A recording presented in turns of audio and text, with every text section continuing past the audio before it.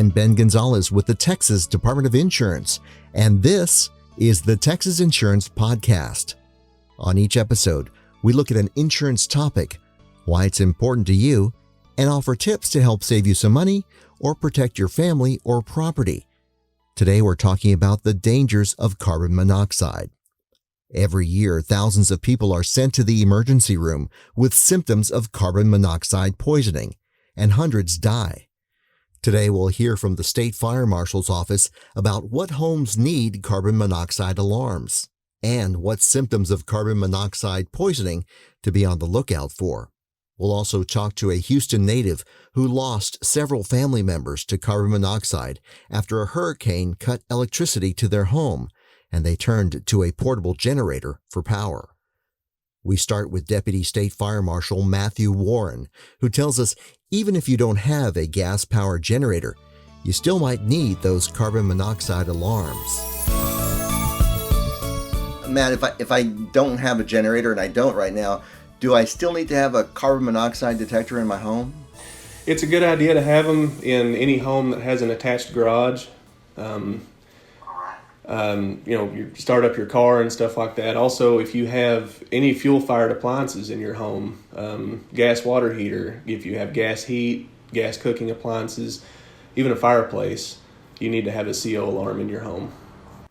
Now you mentioned the several gas-powered appliances. Does carbon monoxide only occur when one of those appliances is malfunctioning? I mean, could the gas water heater that we've had for 15 years suddenly start emitting CO? It's a possibility. You want to make sure that if you have gas appliances in your home, that you have them inspected by a certified inspector at least once a year. You can have, an example can be your gas hot water heater. The vent that vents the CO out of your home through the roof, you have a storm or something and that vent gets damaged, and now instead of it venting the CO out through the roof like it's supposed to, it's venting it into your home. So that's why it's a good idea to have your appliances inspected. Wow, I hadn't even thought about that. So if it gets folded over or something, then it doesn't have anywhere to go at that point. Exactly. So what are some symptoms of carbon monoxide poisoning that everybody should be aware of? The early warning signs are usually a headache, fatigue. You can become dizzy. You can become nauseated and vomit. If you have prolonged exposure, you'll get short of breath, blurred vision, you'll even faint, and if you're exposed to it long enough, it can kill you. So that's why they call carbon monoxide the silent killer, because it's odorless. You don't even know that you're breathing it in. So those symptoms, I guess, would be also important, especially if more than one person is experiencing it at the same time. That's a big red flag. That's a pretty good red flag. Another red flag is if you have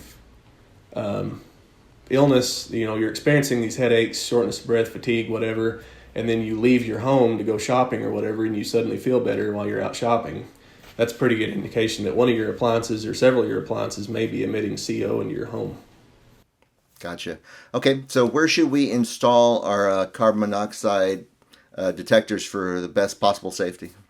You want to make sure and put them on every level of your home. If you have a multi-story home, even if you have a basement, you want to make sure and put one in your basement.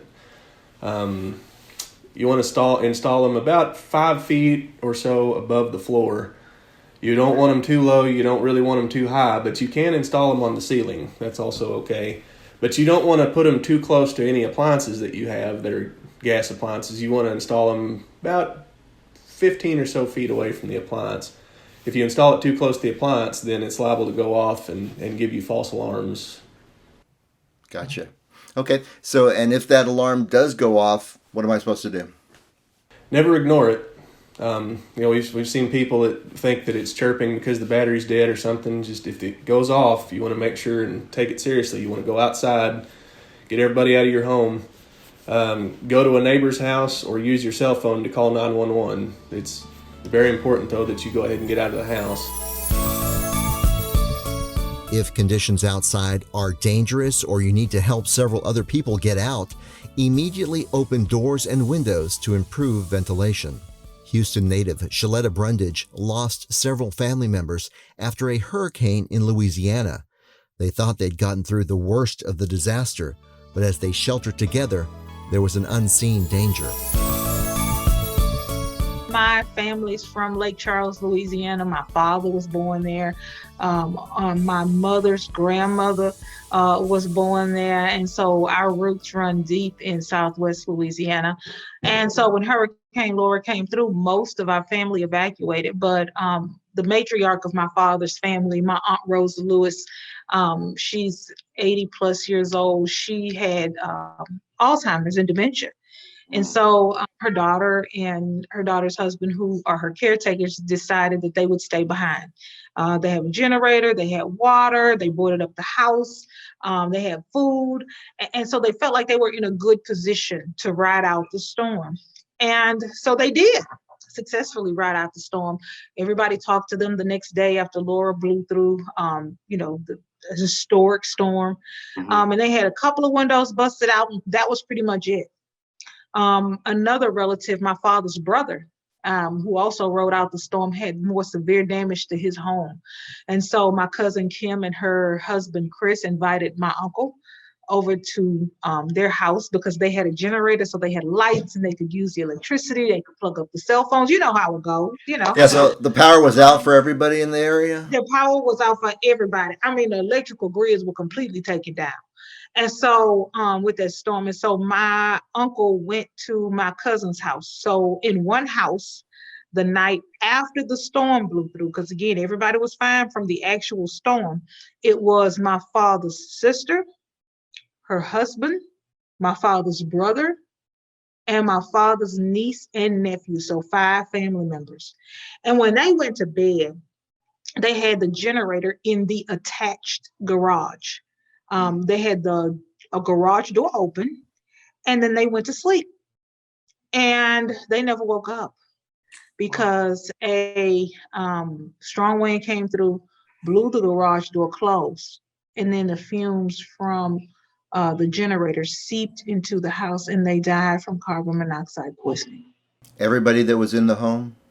Everybody that was in the home. 4 of the relatives died immediately. And my uncle-in-law, my aunt's husband, he died just a short time later. Do you know if there was a carbon monoxide detector in the home? There was not a detector in the home, no. Carbon monoxide poisoning is real, and it needs to be taken seriously. And we need to educate ourselves and get detectors in our homes. When that happened to my relatives, I had a carbon monoxide detector in my home, but look what I did. I took it out because it was beeping. And my husband was at work and I didn't have time to put batteries in. I've got 4 kids, and all of a sudden there's this beeping noise. That's in addition to the kids screaming, mom, and the phone ringing, and, the cell phone beeping, and, them playing recorder, and the teachers are coming through the Zooms, and I'm like, no more noise. So I unplugged the carbon monoxide detectors and put them in the garage because they were beeping and needed new batteries. Completely forgot to tell my husband to change the batteries. And it wasn't until I lost 5 relatives in one night, 2 generations of my family gone in an instant, that I went into the garage and started digging for those carbon monoxide detectors because they're life-saving. I also learned that this silent killer, you're not going to smell anything. Your eyes are not going to start itching. Your skin is not going to start burning. Your nose is not going to feel it. It is deadly. It is silent. It is sneaky. If you're in the house and your house is burning down, somebody may see flames and smoke. They may break a window and come and rescue you. The dog might start barking because he sees smoke, or you might start choking from the smoke and wake up. Right. But with carbon monoxide poisoning, you are not going to wake up. Right. Nobody is going to know you are in that house dead until they don't see you. So it is so important for all of us to get detectors in our homes. That $30 investment could save your life. Portable generators should only be used outside, at least 20 feet away from any doors or windows, and that includes the garage. That's all for today. If you need help understanding an insurance topic, visit our website at tdi.texas.gov. If you have a specific insurance question, you can call our helpline at 800-252-3439. If you found this information useful, Be sure to rate and review the Texas Insurance Podcast, wherever you get podcasts. And of course, subscribe and share with your friends and family. We'll talk to you next time.